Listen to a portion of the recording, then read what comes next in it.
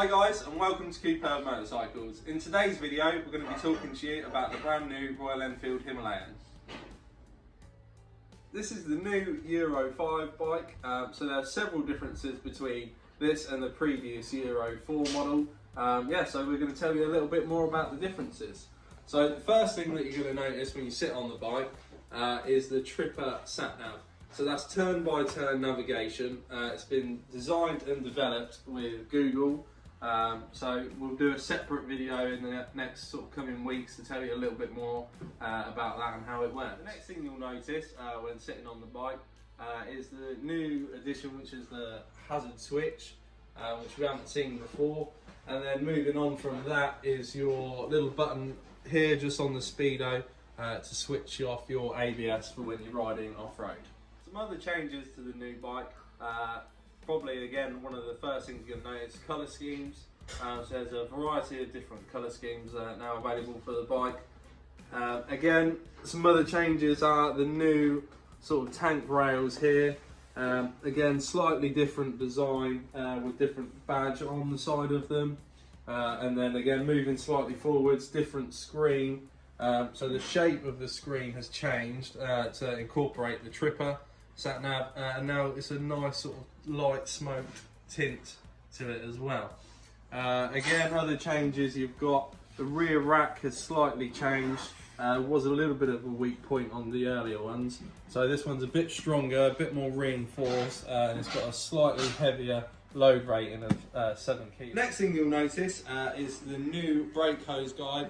It's much better than the old one, and it allows for free movement of the brake hose no matter where you're riding. Next up, another thing we noticed when PDI on the bike is the fuel breather pipe layout. It's a lot better, so there's no chance of getting the pipes kinked or anything like that when you're changing the fuel tank, taking it on and off. Another thing we've noticed is the EVAP system has now moved, so it's no longer under the sump guard, which was a little bit of a place to have it where it could potentially be damaged when riding off-road.